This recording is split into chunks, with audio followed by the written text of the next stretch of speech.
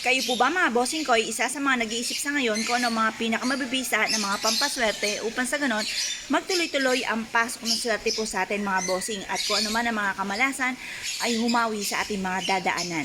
Ito po ay sariling gawa mga bossing na nagmula po ito sa aking libro mga bossing. Ito po mga bossing ko ay isa sa mga proven na napakaswerte. Magbitbit ka nito kahit saan kayo magtungo at susundan ka ng kaswertehan mga bossing. Ito po mga bossing, unahin muna natin na sa pinakailalim. Ito po ay buhangin mga bossing ko.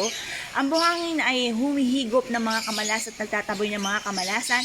At ang green na buhangin mga bossing ko ay para hindi kamalasin lalo-lalo na tungkol sa usapin ng pera.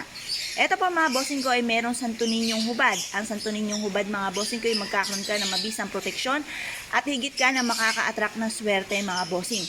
Samahan pa po natin mga bossing ko ng sandugok na napakaswerte mga bossing lalo na tungkol sa usapin ng pera.